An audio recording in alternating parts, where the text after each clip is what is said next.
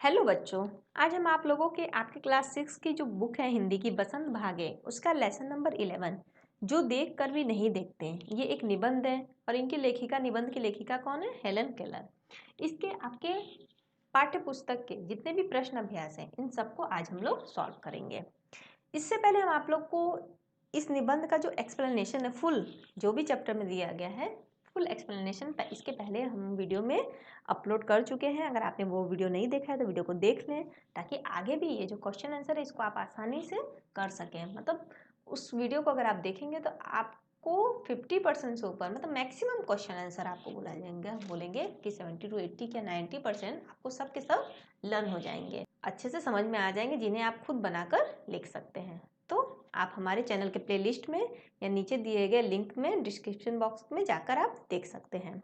तो चलिए शुरू करते हैं इस लेसन का क्वेश्चन आंसर, जिसका नाम क्या है? जो देखकर भी नहीं देखते। आपके पाठ्य पुस्तक के तो ये प्रश्न अभ्यास है जिसमें निबंध से पहला प्रश्न है। पहला प्रश्न क्या है कि जिन लोगों के पास आंखें हैं वे सचमुच बहुत कम देखते हैं। हेलन केलर कौन है? ये लेखिका है। को ऐसा क्यों लगता है, उनको ऐसा क्यों महसूस होता है कि जिन लोगों की आंखें होती हैं वो सचमुच बहुत कम दिखते हैं? तो हम आपको बता दें कि इसके पहले के वीडियो में जो मैंने फुल एक्सप्लेनेशन किया उसमें मैंने हेलन केलर के भी बारे में बताया था कि ये लेखिका जो है वो आंखों से देख नहीं सकती और कानों से सुन भी नहीं सकती, बट उन्होंने क्या किया है, बहुत सारी पुस्तकें लिखी हैं। उन्हीं पुस्तकों में से ये एक भाग है जो देखकर भी नहीं देख सकते। तो उन्हें ऐसा क्यों महसूस हो रहा है कि जिनके पास आंखें हैं सचमुच वो बहुत कम देखते हैं? तो उसमें इस बुक के लेसन में आपको बताया कि एक बार हेलन केलर की प्रिय दोस्त जंगल की सैर करके वापस आई तो हेलन केलर ने उनसे पूछा कि आपने जंगल में क्या क्या देखा। अब उन्हें ऐसा कब लगा?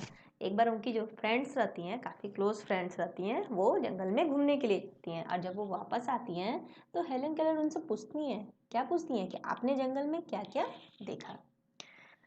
तो उनकी जो दोस्त रहती हैं वो जवाब देती हैं, फ्रेंड से उत्तर देते हैं कि कुछ खास तो नहीं। क्या बोली उनकी फ्रेंड ने? कि कुछ खास तो नहीं। तो उनकी दोस्त के इस जवाब से लेखिका को थोड़ा भी अचरज नहीं हुआ, मतलब लेखिका को थोड़ा सा भी अजीब नहीं लगा ये बात सुन के कि कुछ खास तो नहीं। क्यों? क्योंकि वो इस तरह के उत्तरों को सुनने की क्या थी, पूरी की पूरी आदी हो चुकी थी, एक आदत बन गया था। वो जिनसे भी कुछ भी पूछती कि आपने क्या देखा तो सब बोलता कुछ खास तो नहीं। इस जंगल में क्या देखा तो वो हमेशा एक ही उत्तर मिलता किसी से भी, कुछ खास तो नहीं।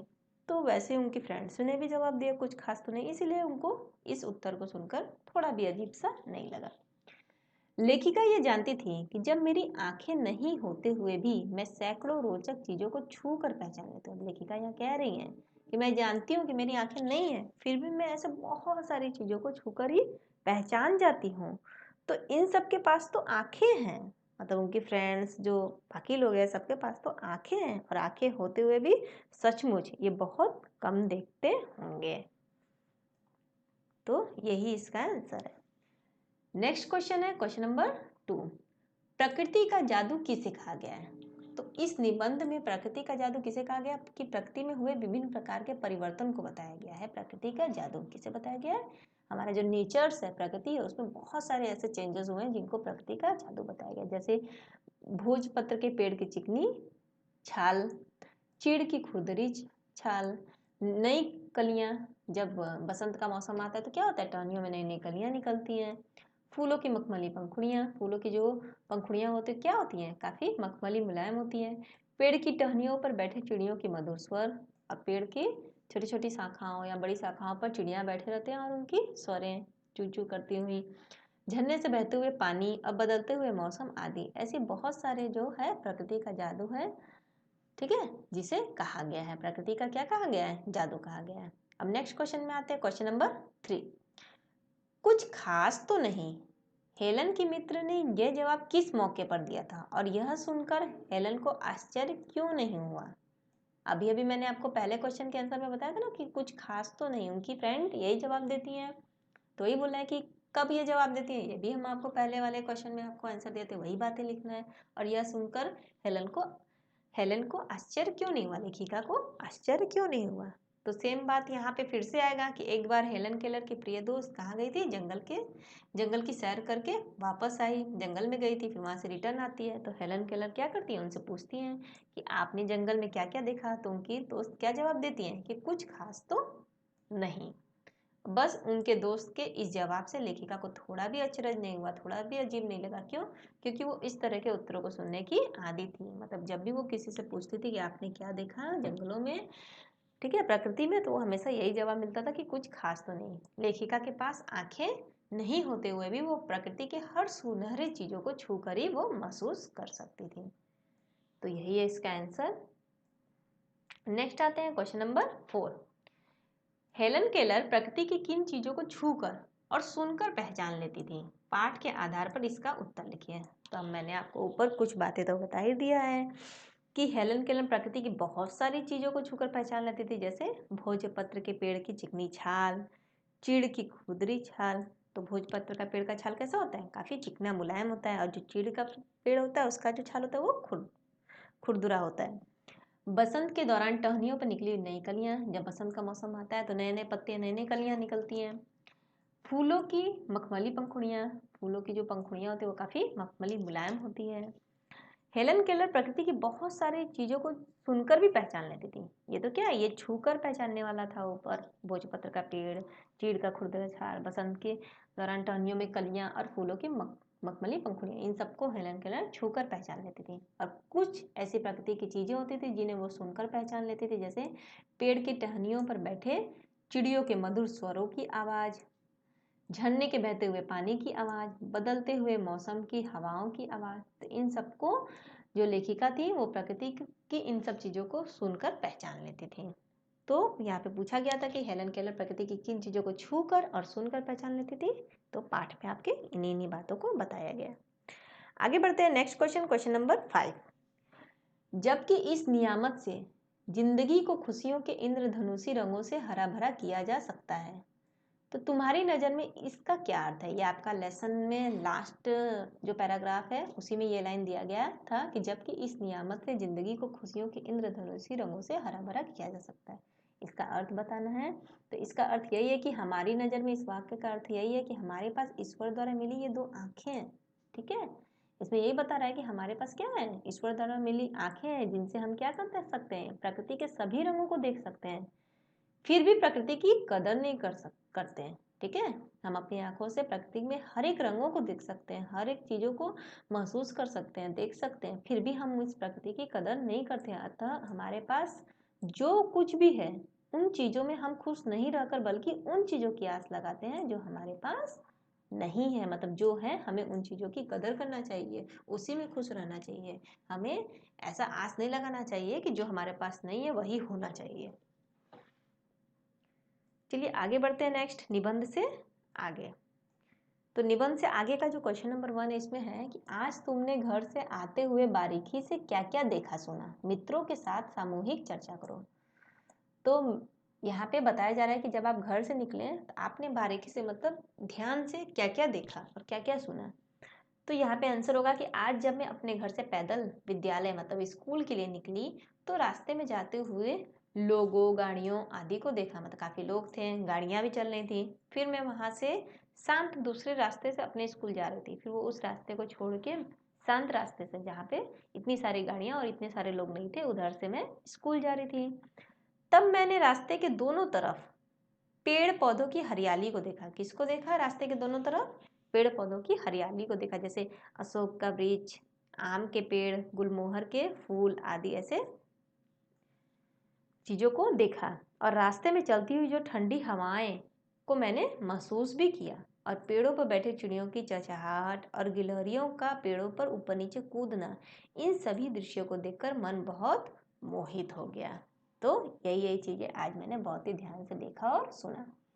आगे बढ़ते हैं नेक्स्ट क्वेश्चन, क्वेश्चन नंबर 2। कान से न सुन पाने पर आसपास की दुनिया कैसी लगती है, इस पर टिप्पणी लिखो और कक्षा में पढ़कर सुनाओ। तो कान से न सुन पाने पर आसपास की दुनिया बहुत ही विचित्र लगती है, बहुत ही अलग सी लगती है। यदि हम कानों से किसी भी बात या आवाज को नहीं सुन पाएंगे तो हम अपने विचारों को बोलकर एक दूसरे में आदान प्रदान नहीं कर सकेंगे। ठीक है। यहाँ पे कहा जा रहा है कि अगर हम कान से नहीं सुन पाएंगे किसी भी बात या आवाज को, तो हम अपने जो विचार है, हमारे जो विचार है, उसे हम बोलकर एक दूसरे को नहीं बता सकेंगे। केवल चीजों को छूकर या इशारा करके ही हम अपनी बातों को व्यक्त कर पाएंगे। नेक्स्ट क्वेश्चन है क्वेश्चन नंबर 3।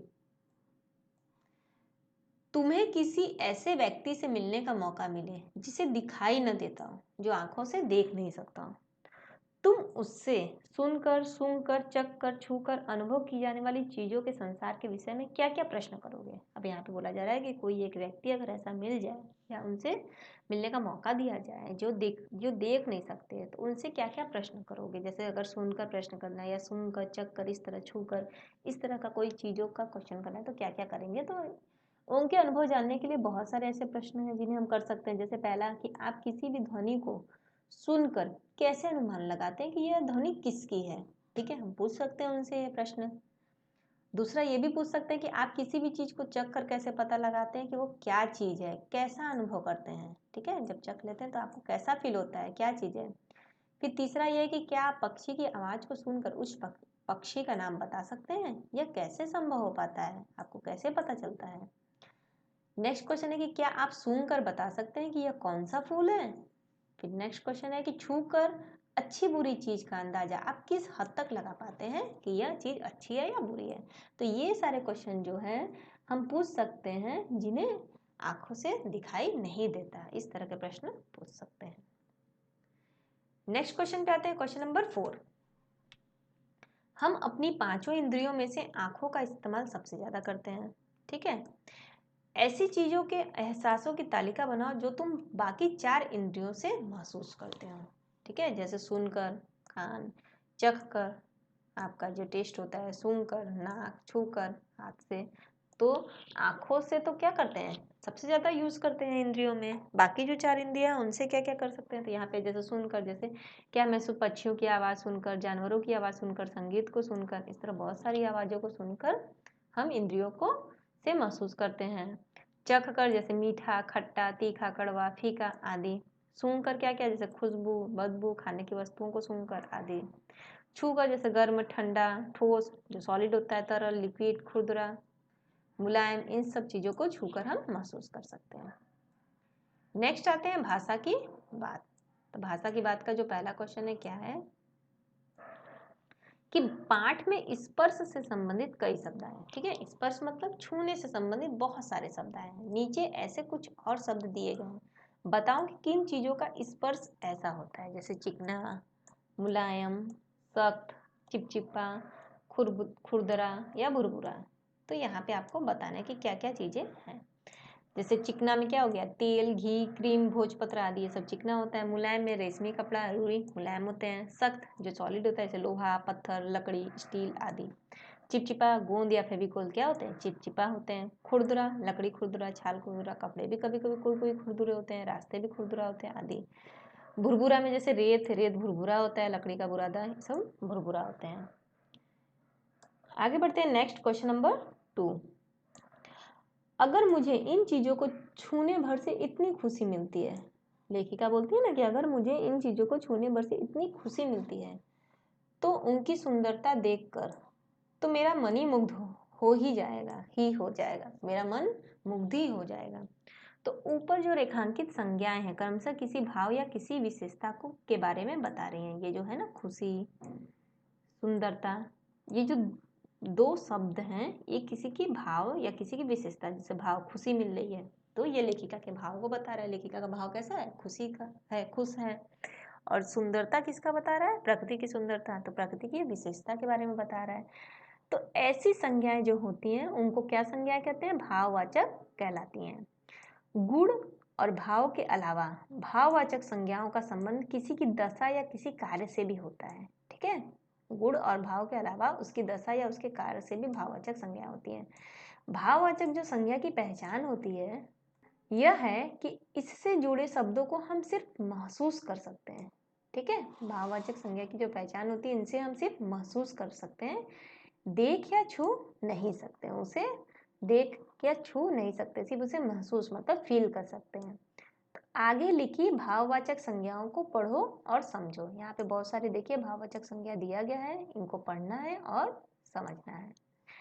इनमें से कुछ शब्द संज्ञा हैं तो कुछ क्रिया से बने हैं।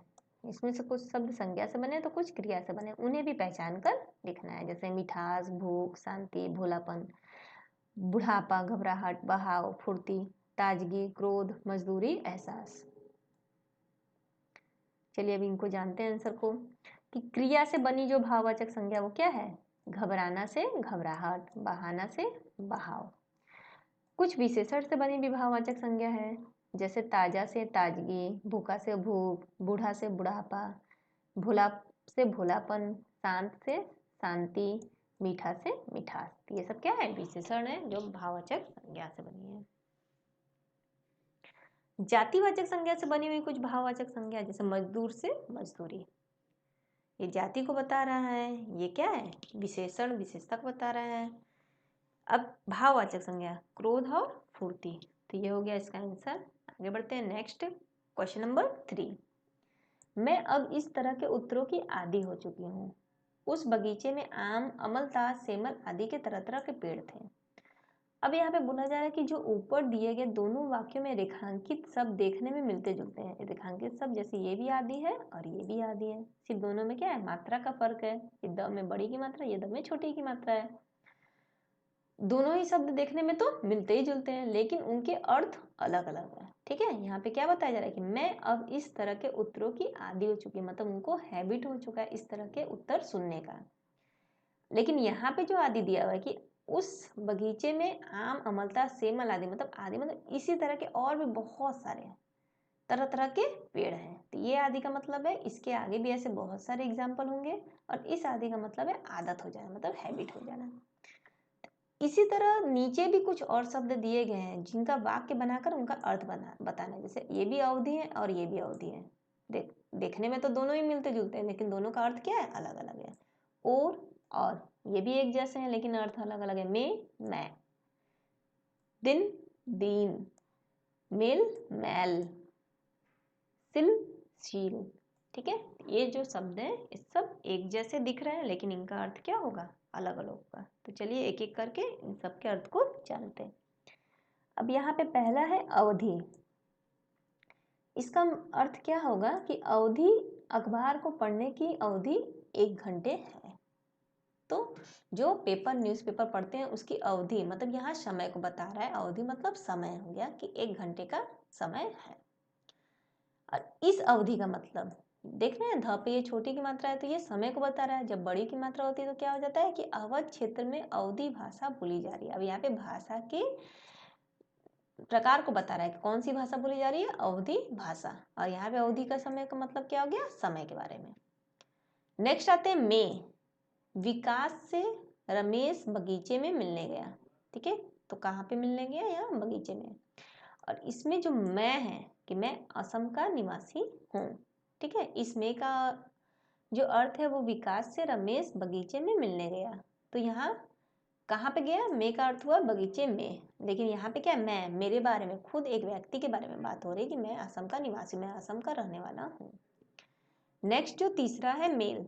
मेल है और यहाँ पे मैल है। मेल का मतलब जैसे लोगों को आपस में मेल से रहना चाहिए, मिलजुल कर। इस मेल का मतलब क्या हो गया? लोगों को मिलजुल कर रहना चाहिए। और मैल का मतलब क्या हो गया? इस साबुन से कपड़े में उपस्थित मैल धुल जाएंगे। यहाँ पे मैल का मतलब गंदगी से हो रहा है कि साबुन से कपड़े में जो भी मैल होंगे वो धुल जाएंगे। चौथा जो है और का मतलब सूरज तुम्हारी ओर आ रहा है। और मतलब तरफ, तुम्हारी तरफ क्या हो रहा है? आ रहा है। और का मतलब हो गया कि गर्व और विनीत भाई हैं। जो गर्व और विनीत दोनों क्या है? यहाँ और जोड़ा जा रहा है कि दोनों के बारे में बताया जा रहा है कि दोनों ही भाई हैं। नेक्स्ट है दिन, कि आज दिन में धूप निकला है। ये दिन के बारे में बता रहा है, पूरे डे के बारे में। और ये जो दीन है कि हम दीन दुखियों की मदद करनी चाहिए। दीन दुखियों जो मतलब हीन है, गरीब है, उनकी मदद करनी चाहिए। फिर यहाँ पे है सिल। ये सिल का मतलब है जैसे माँ सिल पर चटनी पीस रही है, सिल। और ये शील का मतलब है कि शील स्वभाव के लोग बहुत ही अच्छे होते हैं। शील मतलब शांत हो गया, शांत स्वभाव के लोग बहुत ही अच्छे होते हैं। यही हो गया जो शब्द जो है दिखने में तो एक जैसे, लेकिन इनका अर्थ अलग अलग है। नेक्स्ट आता है अनुमान और कल्पना। इसमें जो आपका ये देख रहे हैं, ये आप देख सकते हैं कि एक फोटो दिया होगा आपके बुक में, ठीक है, पेड़ है, रिक्शा है, बिल्डिंग है। अब इसी चित्र, ये जो चित्र दिया गया, इसी से संबंधित कुछ क्वेश्चन है नीचे जिनका आंसर हमें इस चित्र को देखकर बताना है। तो चलिए आगे सॉल्व करते हैं। इस तस्वीर में सबसे पहली तुम्हारी नजर कहाँ जाती है? तो इसका आंसर क्या होगा? आप देख सकते हैं इस फोटो को, ये देखिए। तो सबसे पहले आपकी नजर कहाँ जाएगी?